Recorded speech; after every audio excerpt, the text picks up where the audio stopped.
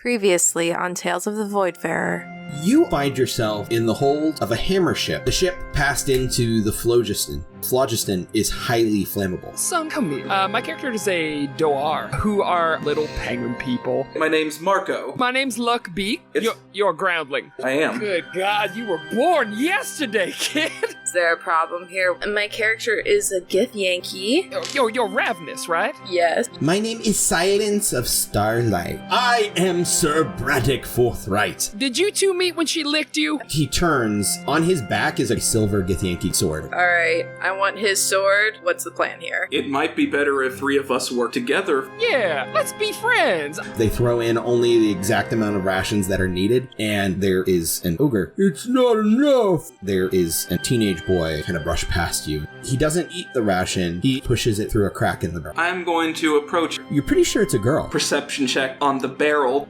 He's my little brother. They don't know he's here. A big robot person pick up some ration. Those rations will do you no good. You're a machine. He doesn't seem to be able to speak. He's gesturing. He's trying to talk to you. I really don't care what. Hey, keep it down over there. It sounds like you got lucky once. And I need everybody to roll for initiative.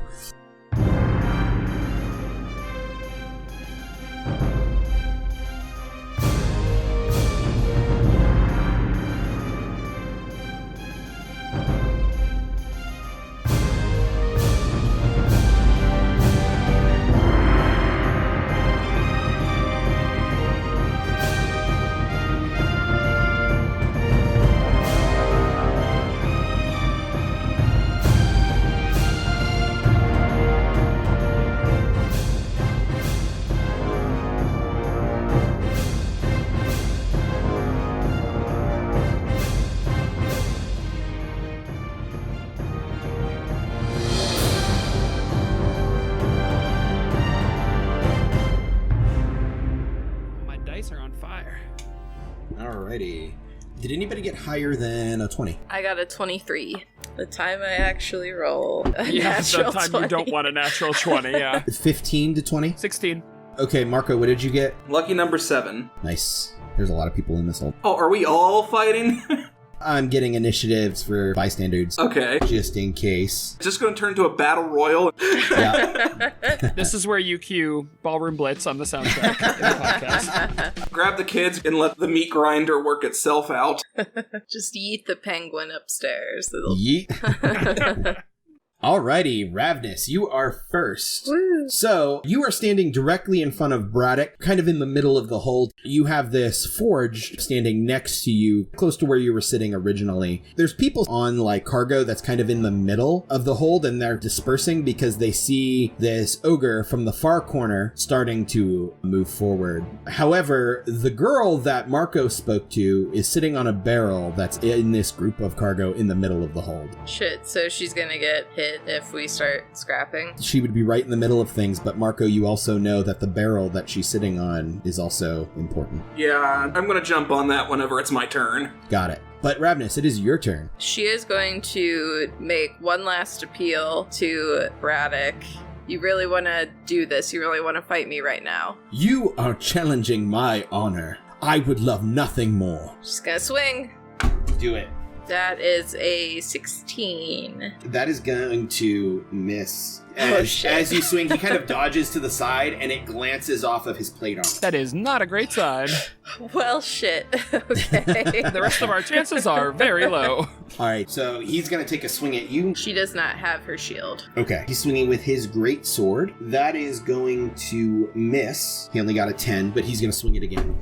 And he's also going to miss. You just kind of dodge out of the way. You guys see that the half-elf woman who's watching from the corner has kind of leapt to her feet, but is just watching intently to see what happens. Luckbeak, it's your turn. I think what Luckbeak is going to do is... Jesus. So he's not brave enough to try to break up the conflict directly, but I think he is going to... he's going to climb on top of... Is there anything higher than the barrel in this room? Yes, there are several stacks of crates, actually right there. You're kind of in the corner created by a stack of crates in the side of the hold. So you can climb up there. Sure, he's going to scramble on top of the crates, and I think he's going to say... Oh, no, okay, all right. Everybody, don't do anything you can't take back here. Neither of you hurt one another. But you remember last time something happened? They threw us down into this hole. Can you imagine what they'll do if one of y'all kills the other? They're gonna toss us all out the back of this ship. Go ahead and make a persuasion check with disadvantage since combat has already broken out. Yep. Woo. So not my natural 20, but 22 non-natural. 22 non-natural. Okay. Well, let me see. Because I think that does... Yeah, you know what? Braddock hears that and he nods, but he's still kind of glaring at Rav'nys. I think almost imperceptibly, to Braddock at the very least, I'm going to sneak in a little wink at Rav'nys. You know, just kind of a, hey, when he turns his back, hit him then. He's going to get an insight check to see if he notices that shit. Go ahead and just make just a straight charisma check. Straight charisma. Oh boy, 13. He is not an insightful boy. Oh, good, okay. So, yeah, he does not seem to notice. Or if he does, he thinks it's like a weird Doar twitch. I had something in my eye. So you see that this shifty-looking gnome bard that's been in the back is going... Actually, he's going to hang back towards in the middle of the fray. He is going to look up at you, Luckbeak, who's now standing like in full view on top of the crates. And he's going to say, "Hey, bird, why don't you fly away and mind your own business? Oh, wait, you can't!" And cast Vicious Mockery. Okay. Dang. Rude. Got him. You take 4 psychic damage. Okay. I'm going to say, well, that makes you look like the stupid one because you didn't know it at first. Doesn't hurt me.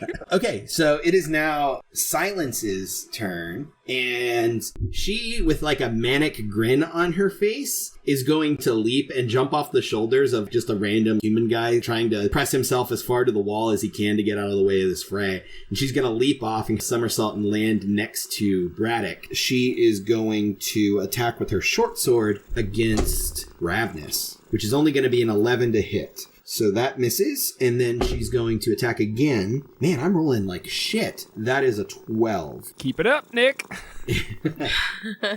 I like it better when they're not moving.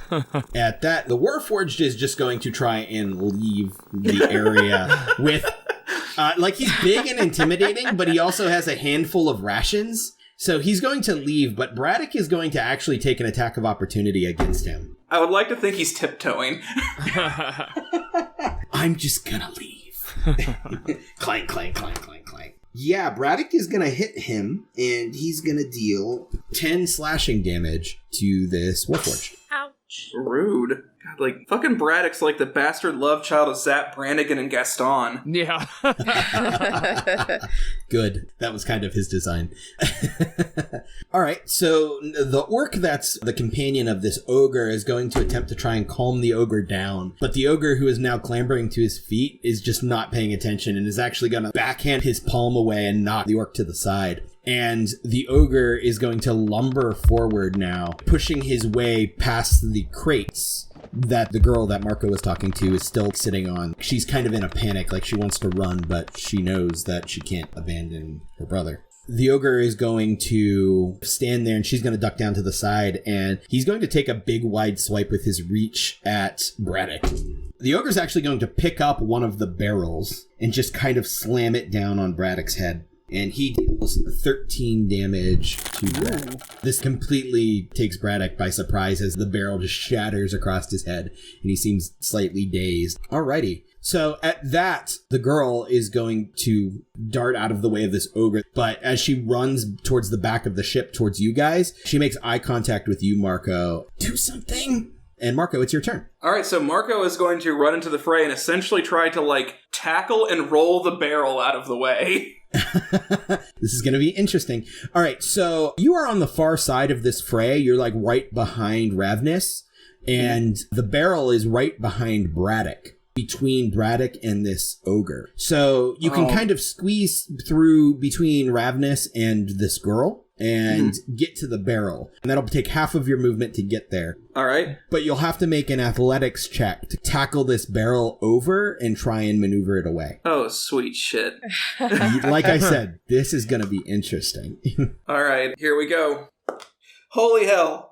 16. Damn, that's just enough.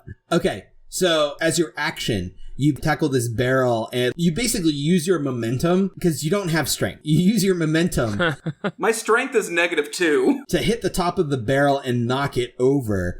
And the top of it pops off and you can see that there's a little human boy, probably maybe 8 or 9 years old, scrunched up in this huge, like 50-gallon barrel.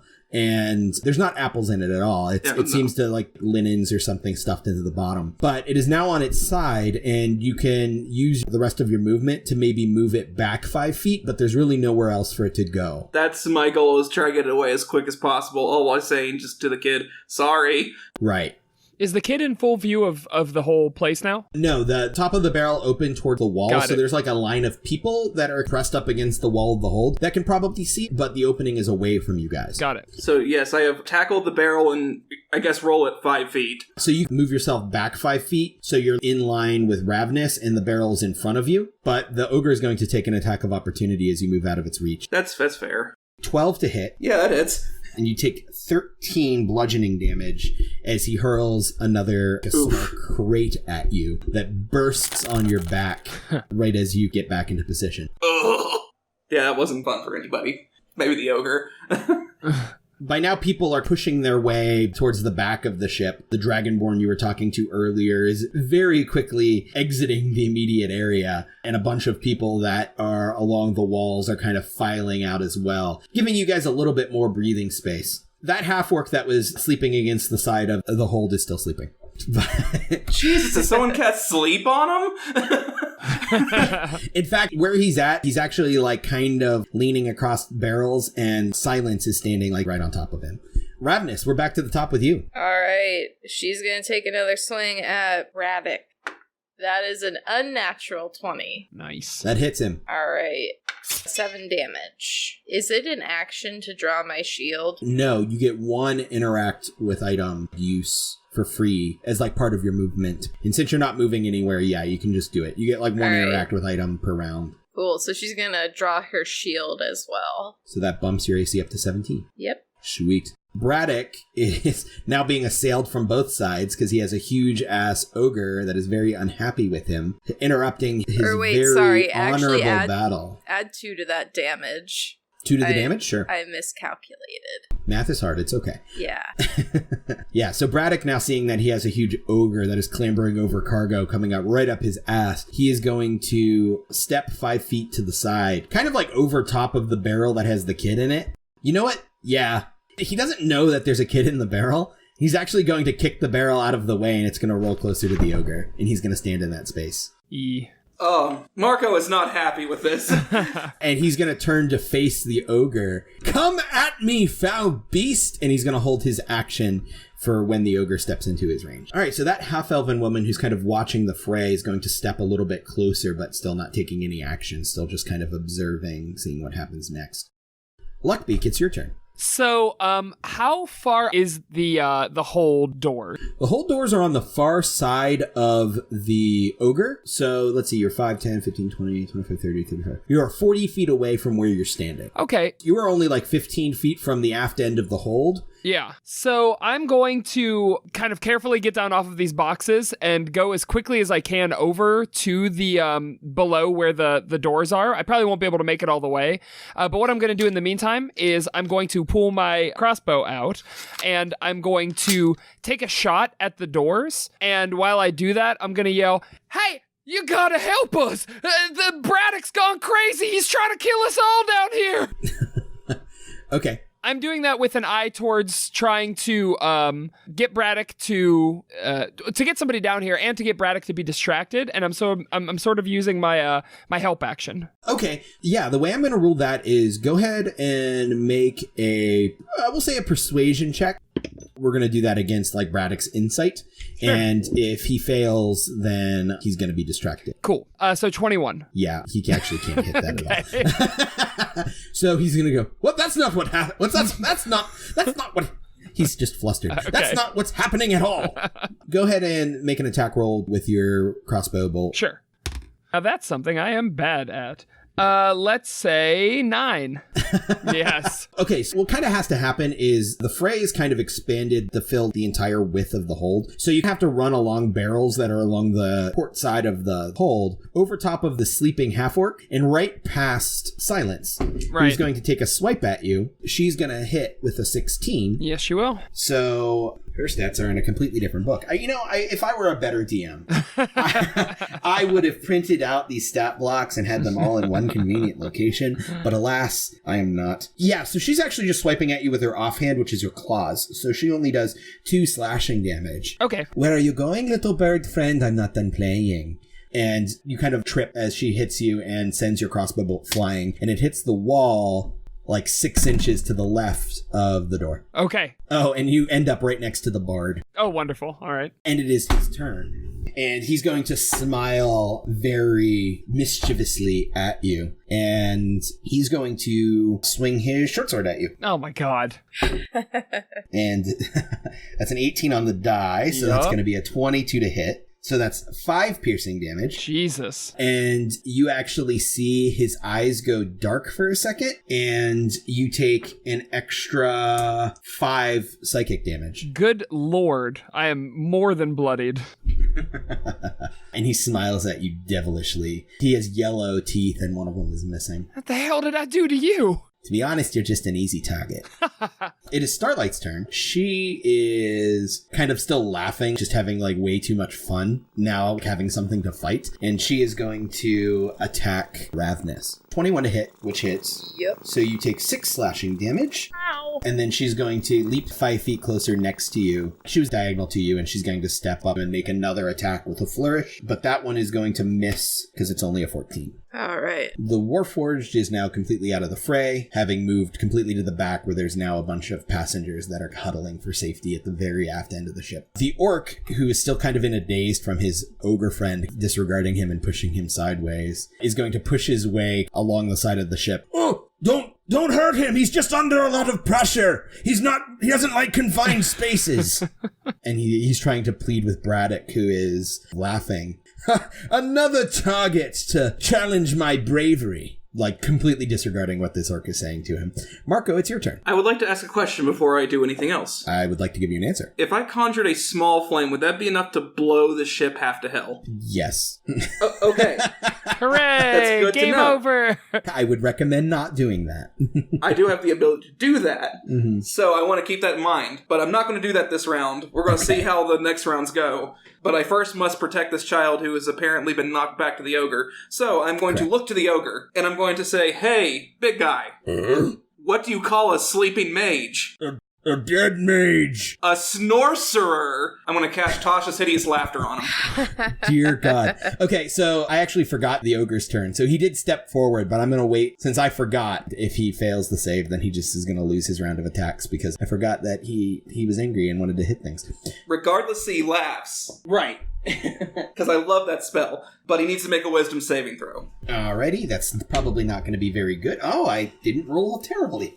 That is a wisdom save? Correct. So I rolled a 14, which means he gets a 12.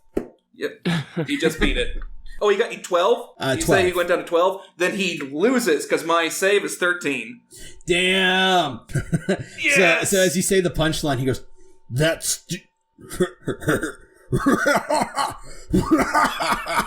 And he just doubles over laughing, landing flat on his back. Because I believe the spell says he falls prone, correct? That is correct. He actually lands on a bunch of the cargo behind him, shattering it. But luckily, that does not include the barrel that is right beneath his feet. He can make a wisdom saving throw at the end of his turn, and if he takes any damage at all, he gets advantage. Okay, On the next time that he would have that opportunity. got it. But for now, he is incapacitated laughing. That is correct, and I'm going to use my movement to once again move up to the barrel and kind of protect it, because I'm assuming I can't get it anywhere. So Braddock is now standing between you and the barrel. Fuck, okay. Because Braddock pushed the barrel closer to the ogre and stood where it was. Alright, so is the barrel in immediate harm? Well, right now it's against the leg of this prone ogre, and it's right next to where the orc is standing. Okay. So the orc doesn't seem to be all that concerned with the barrel, but if this ogre stands back up, there would be a risk of him stepping on it. Alright, so... Because it is in his space. Gotcha. Shit, I'm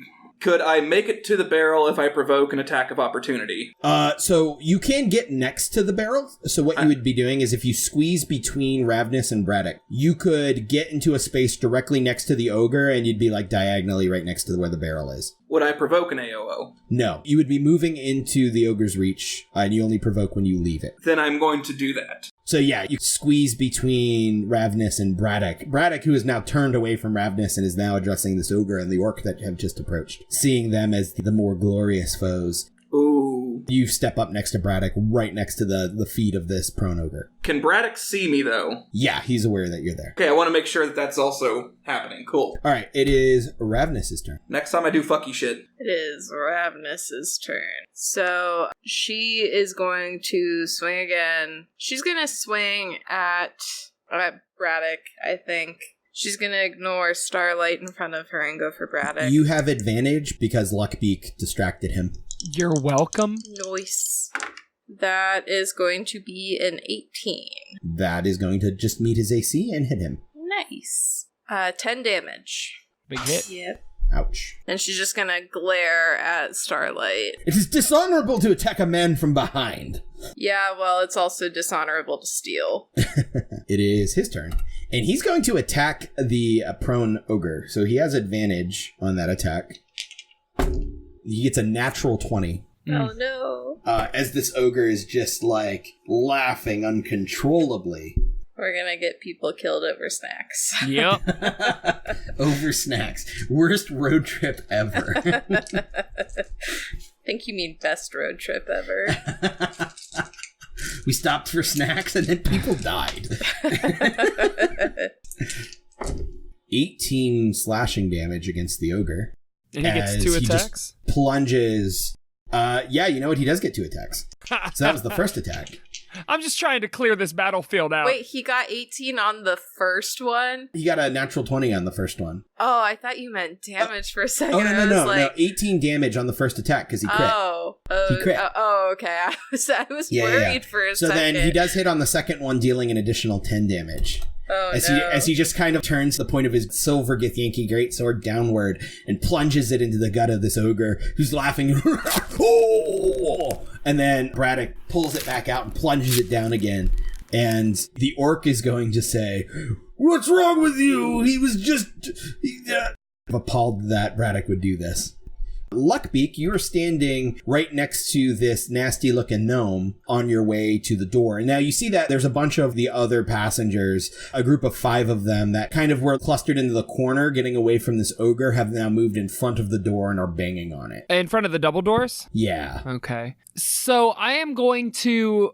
first up, am I still... Silence and the bard and the gnome, are they all still around me? No, you're away from Silence now. Oh, good. Thank God. Okay. You are adjacent to the gnome. Got it. The gnome bard. Sure. It's one guy. He is both a gnome and a bard. Got it. And this is Braddock's buddy, right? Correct. Okay. It seems that Silence and this bard are a little. Sure. They are the nega versions of us. I understand. It's totally fine. Yeah.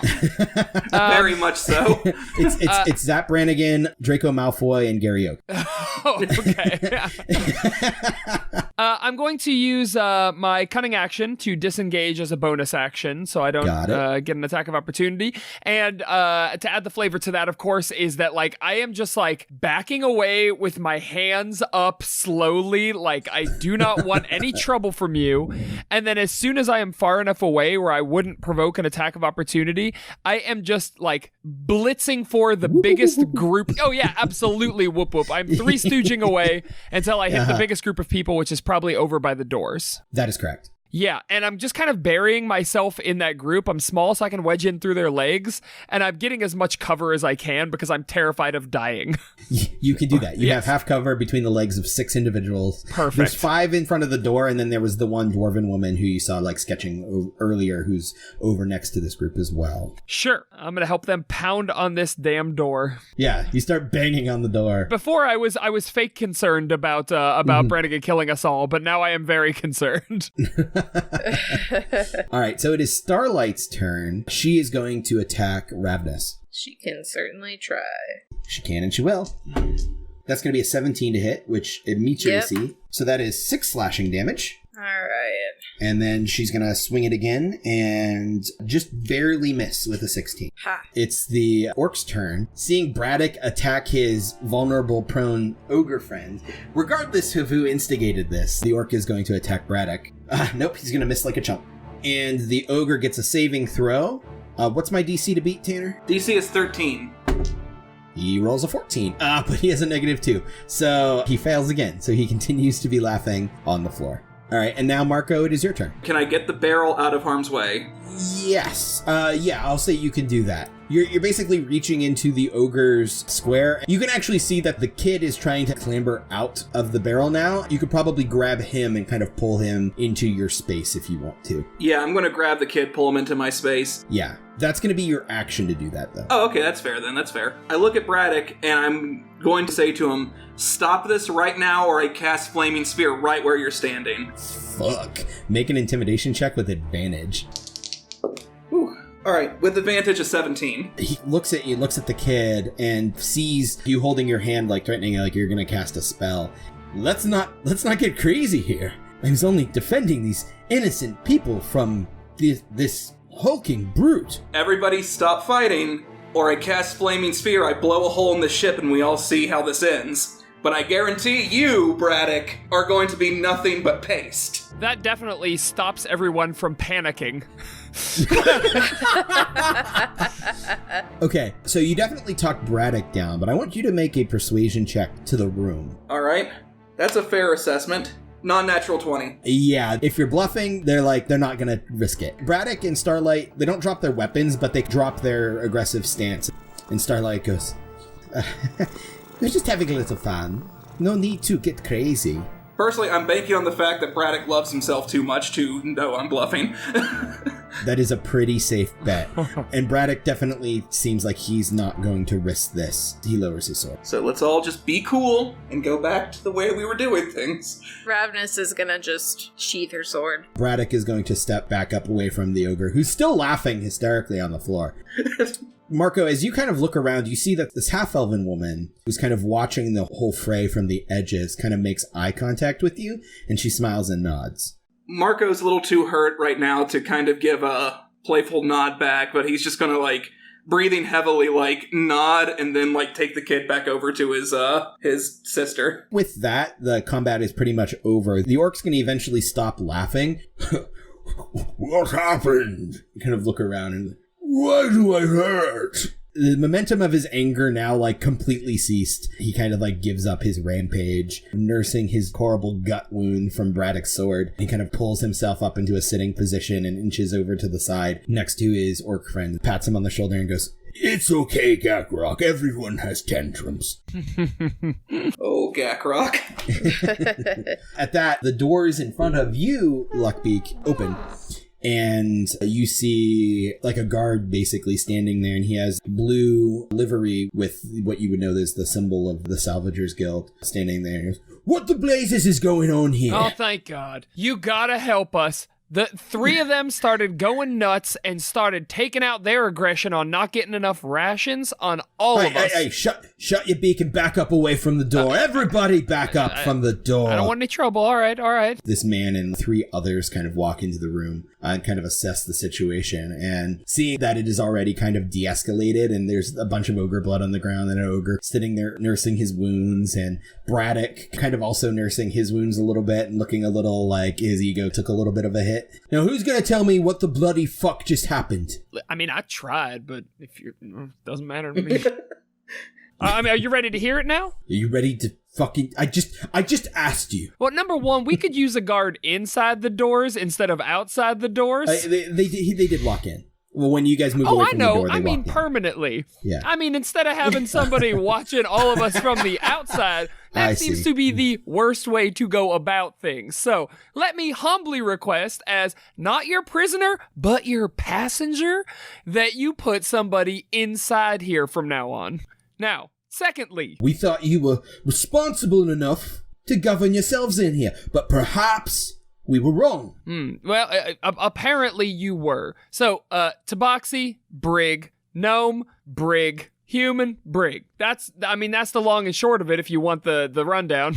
Hey, are you the crew of this ship? Well, no. 'Cause it looks to me like you're not the crew of this ship. All right, listen. That's the second So time you I've don't get tried to to decide explain who goes to you. in the brig. Oh, that's fine. That's fine.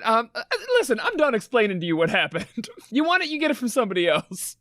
He looks around the room. He goes, "You all knock it the fuck off. We still got days left of this journey."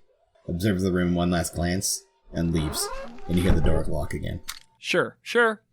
That's fine. I mean, it's hard to take constructive criticism. I understand. I'm talking to no one at this point, but like, I mean, I'm more than willing to give it to whoever, but Jesus. I mean, you're going to try to take it. That's just one person on the inside. That's all we need. Hey, you all right over there? I felt better. Okay. All right. Like, you could see, he probably has like a bruise the size of a damn basketball in the back of his head. Yeah, that's accurate. Rav'nys goes and sits down with Luckbeak and Marco and just starts eating again. At that point, the Dragonborn you were talking to earlier, Marco, Rav'nys, is going to walk up and he's going to say, "I can heal your wounds for you if you'd like." You know, man, that'd be great. That would be so great, thank you. He's going to pull out his holy symbol of Ioun, which looks like a stylized eye. He whispers an incantation. You heal 6 hit points. Alright, so I'm not back up, but I'm feeling a lot better. Marco, God, well, too late now. All right, Rav'nys, how much was it? I'm just wondering how much Marco owes you now. Marco, you can't just take... Nobody's giving anything away for free here. Actually, I offered. It's quite all right. Marco here showed great bravery, and for the sake of the bystanders, I thought he owed as much. Oh, what? Thank you. Wow, yeah, I'll take one too. You just giving them out? I was pretty brave. I can only do that. I'm afraid the power of Ioun has only allowed me to perform this miracle only a certain number. But if you require it, I can provide. Wait. It only gives you a certain number, but if I need it, you'll give it to me anyway. If you are in need more than any others. I see. All right. Otherwise, I have to ration. You understand? Okay, that's understandable. I think everybody's calm enough that I don't really need one right now. There's no worries. It's all good. Now that I can probably, like, stand up and not feel woozy, can I go to the teenager and the child and ask if they are okay? Yeah, you can see that the teenage girl, she kind of has a scuff on her one cheek where she took a dive when the ogre first approached. And it looks like the little boy has a pretty nasty bruise on his elbow, but they're otherwise okay. Thank you. I don't know what would have happened if you hadn't saved Adgar here. Adgar, it's no problem. Words are hard to come by right now. Don't mention it. What's your name?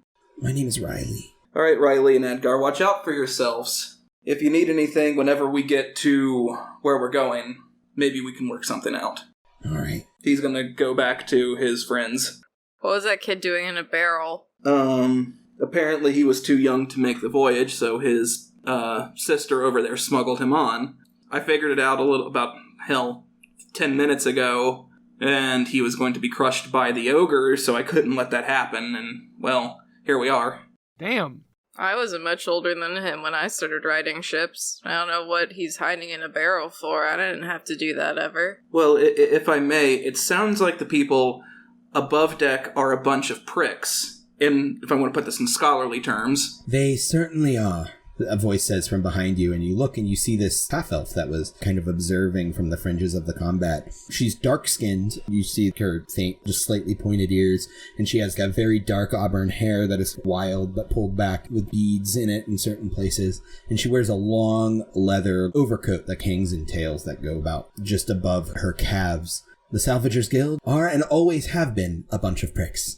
Good to know. I now have first-hand experience. Yes, and it doesn't get much better once we get to Nadir Anchorage. They basically run the place there. Can I ask why you're on one of their ships, then? I'm recruiting. What are you recruiting for, exactly? Well, I'm part of a crew that operates outside of the Salvagers Guild, and we seem to be a little short-handed. So I figured the best place to recruit is those who got suckered into this voyage. Let them see just how much of pricks the Salvagers Guild are, and provide them a better option once we get to Nadir Anchorage. And who are you exactly? My name is Val. All right. Nice to meet you, Val. I'm Marco. Pleasure to meet you. Luckbeak, Rav'nys, etc. But, Val, can I ask you what guild you're with? Oh, I'm with no guild, other than the crew of the Voidfarer.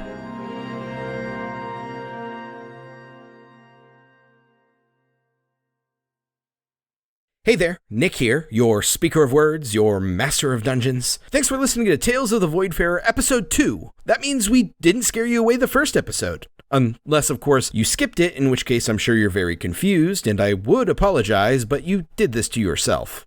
Anyway, I just wanted to take the opportunity to once again shout out Rachel Guzak, 8-Bit Ribbit on Twitter and Tumblr for doing our awesome character art of Marco, Luckbeak, and Rav'nys. If you haven't seen it, you can check it out on our social media, at Voidfarer Podcast on Facebook and Instagram, and at Voidfarer Pod on Twitter. Because if usernames on Twitter were 4 characters longer, the universe would implode, apparently. Also, thanks to all the awesome people we got to meet at Con on the Cob this past weekend in Richfield, Ohio, and all the people who came out to our Space Pirate party there. Special thanks to 2D6, Saker's Nerdcore band, for performing at that party and making it just an all-around good time. Episode 3 should be up really soon if it isn't already, and Episode 4 will be up Tuesday, October 15th, 2019, to kick off our every other Tuesday schedule. Now, I'm sure you're tired of listening to me talk, so I'll wrap things up so you can go back to listening to me talk.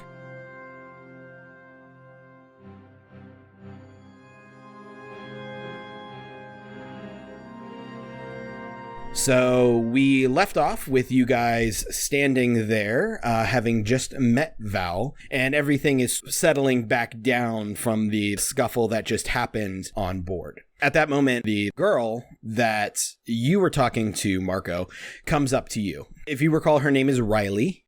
She goes, Can you help me move? And she kind of nods her head towards the barrel that got knocked over in the middle of the fight. Well, Riley, I'm more than happy to, but the cat's sort of out of the bag now, isn't he? Look, I don't know who I can trust, and the guild members, I don't know what they're going to do if they find him. So if you can just help me set his barrel back up and maybe move it to a little bit of a less conspicuous area, Well, of course, actually, whenever I was talking to that lady over there, she was potentially offering work. I was wondering if you all would like to come with us. She kind of looks past you at Val, who's still talking with Rav'nys and Luckbeak. Maybe. I don't know. Do you trust her? I trust her enough that I think that she can get us where we need to go, and in truth, she's just as trustful as anybody that we're going to meet whenever this boat lands. She kind of nods and she goes, well, I trust you then. Why don't you bring Adgar over and we'll all keep an eye on him? All right. She seems a little bit hesitant, but she helps her brother out and kind of ushers him over to the group of you. So as you're standing there, the Forged that had the altercation with Braddock walks up to you, Rav'nys. His jaw is completely gone, and you can see where it's shorn. The metal is rusted in places and bent up and mangled. A part of his throat is missing, and you can see the brass and wooden fixtures that make up his body. Kind of nods and puts his hand on your shoulder, and you kind of get the impression that this is some form of thank you. She nods at him and then just brushes his hand off of her shoulder. You do that, and he takes that same hand and he places it on his chest like he's gesturing to himself. The hand closes into a fist, and he bangs on his chest twice, leaving these 2 sharp clangs that reverberate off, and he nods at you again. You can make an insight check if you'd like. Yeah, I'm very confused. 15. Yeah, you get the impression that seems to be his name, and you're not quite sure what that translates to, but the clanging sound that he makes is like him telling you his name. Okay. She nods at him and she gestures to herself and she goes, Rav'nys. He nods. He takes a few steps past you to go towards the back of the cargo hold, and he bends down and you see a couple rations got dropped in the fray, and he picks them back up and he gestures for you to follow him, and everyone else as well.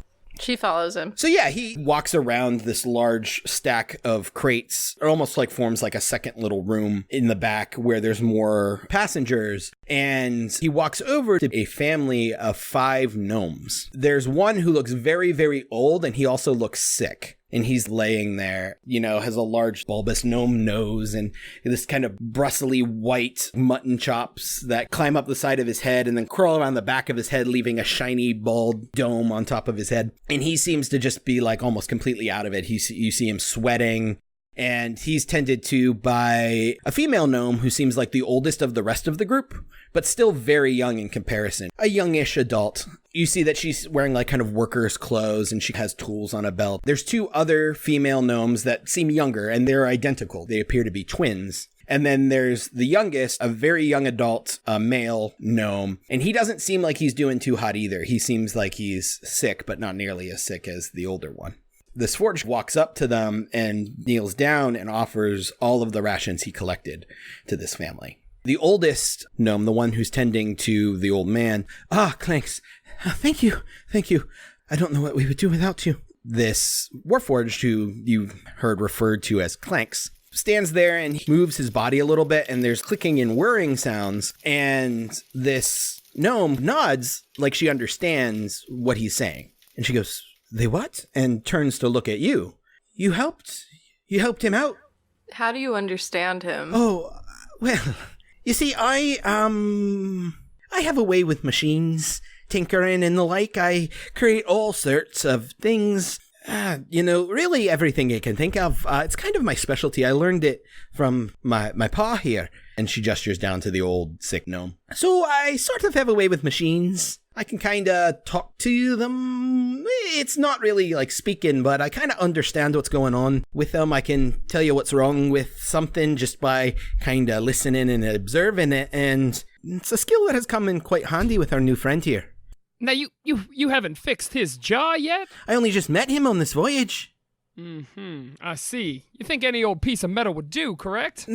No, not entirely.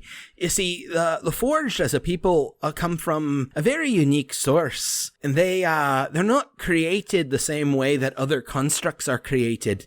You see, most constructs don't have a soul, but the Forged, they're something special. And they come from a very distant and unheard of place. From what I understand, I have only heard what the Forge has said. The children of Sybaris, as it were. Rav'nys is going to kneel down and take a closer look at the sickly old man and do a medicine check. Yeah, you can go ahead and do that. As you're doing that, this gnome continues to say, "But before I was rudely interrupted," she says, like shooting a look at Luckbeak, "I was going to say, my name is Amanthi Flute Gadget. This is my pa, Stubbins Flute Gadget, my sisters Pamina and Rosiara, and my brother Darkane." And what did you get on that medicine check? I rolled a 1, so she's like pretty certain he is in fact a gnome, and that's about it. Yeah, you're like, yep, this is a gnome. And then you're like a little confused, like, isn't this just how gnomes act? He's just old. Yeah, he sure does seem sick. So she goes, "But yeah, I am just appreciative. I wouldn't know how we would survive this voyage without Clanks, and if he ran into trouble and you were able to help him, then I don't know how we've been able to make it without you either." And then she says, "Please," and she kind of like rustles through the various like pockets and pouches, pull out tools and like gears and stuff. And then she goes, "Oh, here it is." And she pulls out what looks like an amulet. But as she pulls it out, you can hear this faint whirring and clicking coming from it. And as you look, the entire like facade of it seems to be made out of like 1,000 tiny little gears that are slowly clicking and turning in time. And the amulet itself is on like a large brass chain. This is something that I was able to make just before we, left the Rock of Brawl. It's the last one I have for now until I can, find the means to make another one, but it's all I really have of value to give you, and I don't really have much of a use for it myself. So, take it. What is it? Well, this is a clockwork amulet, and it is imbued with the powers of the plane of Mechanus. Once a day, those powers of absolute law can influence fate around you and ensure that stuff that you should be able to do, it ensures that one time nothing happens and you don't mess it up. And what that actually means in game terms is when you make an attack roll, when you are wearing the amulet, you can forgo rolling a d20 and instead treat it as if you rolled a 10. And you can do that once per day. So I guess it is only attack rolls. Cool. She takes the amulet and she nods at Amanthe and Clanks and the rest of the family and just says, thank you. This was unexpected, I guess. Well, I appreciate the help. And once we get to Nadir Anchorage, and get our shop set up, hopefully be able to create a new one anyway. So, it's really nothing.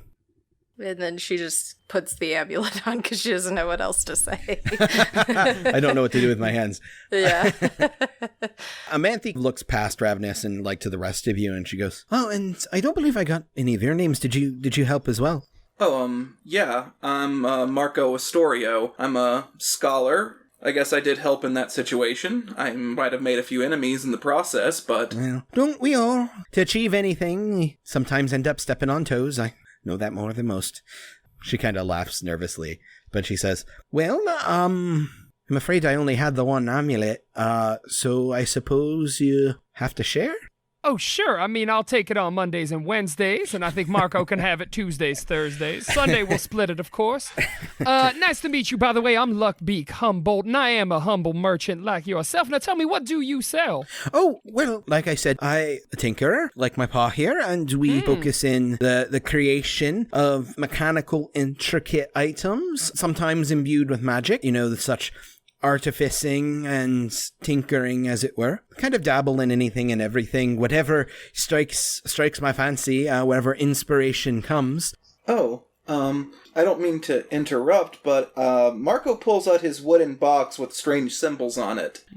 Would you know anything about this? She kind of squints her eyes at it for a second, and she reaches up, and she's wearing goggles. She pulls the little removable lenses that swivel down in front of her eye, and she examines it closely, moving almost uncomfortably close, just letting you hold it. And she goes, interesting markings.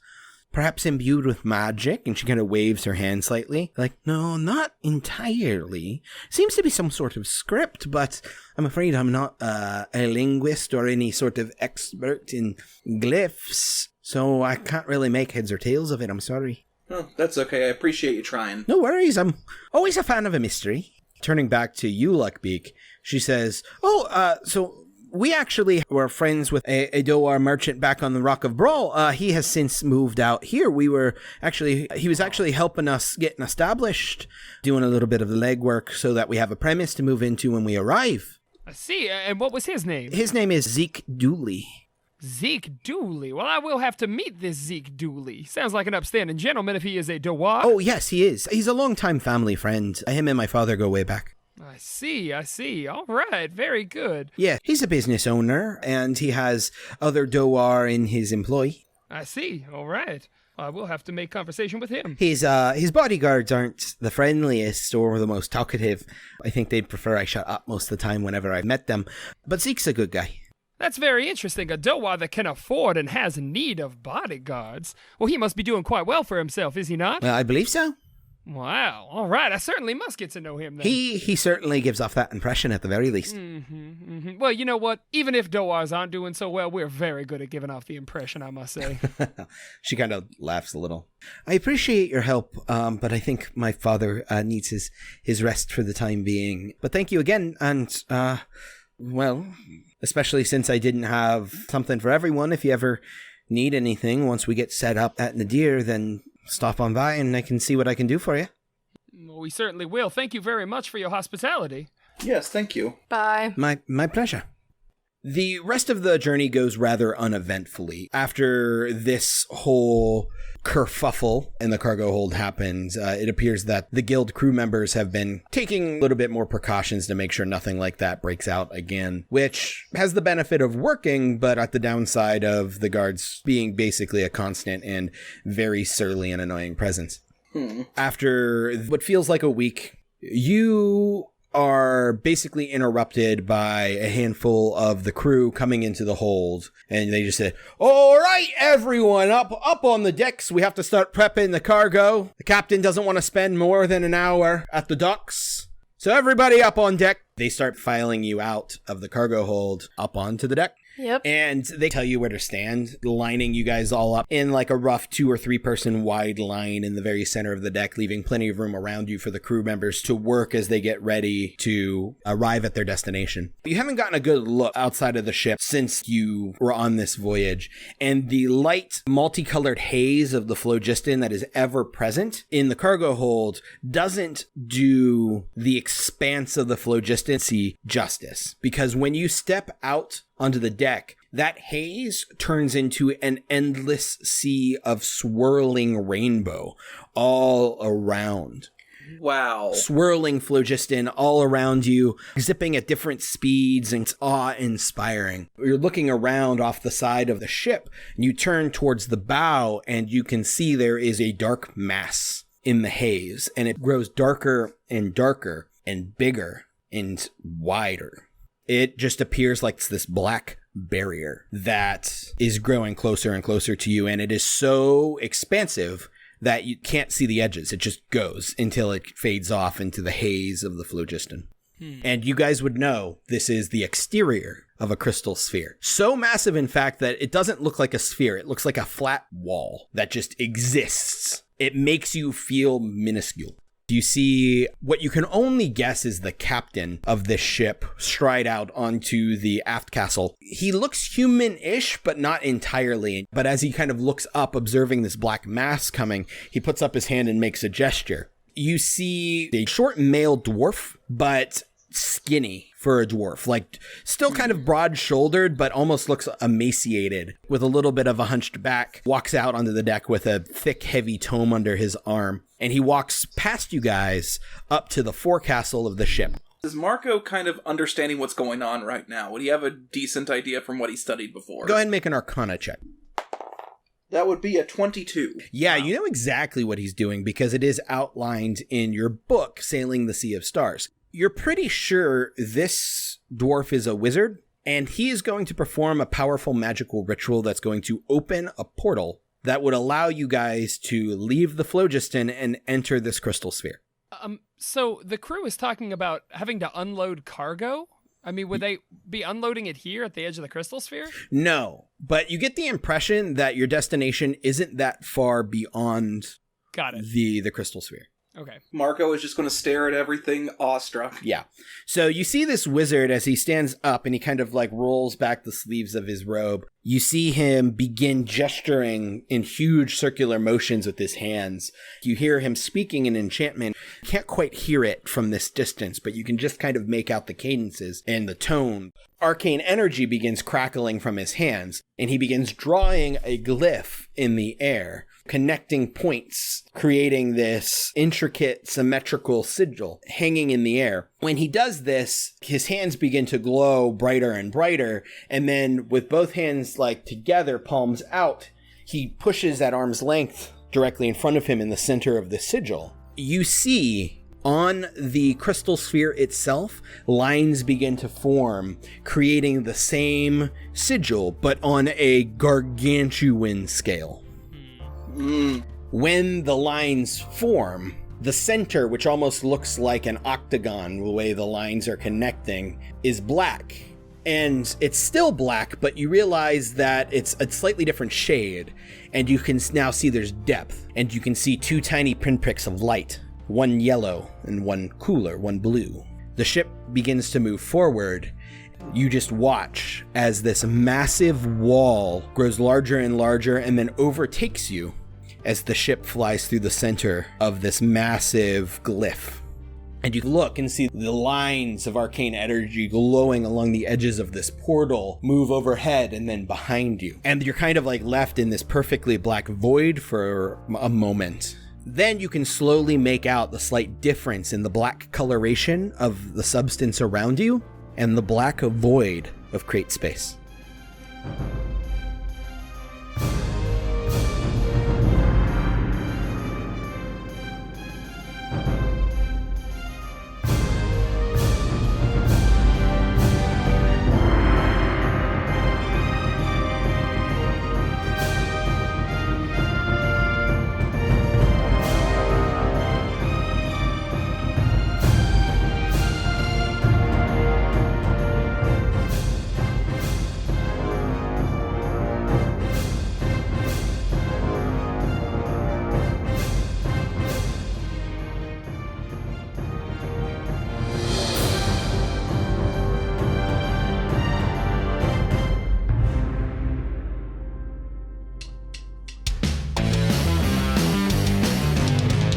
ProjectDerailed.com.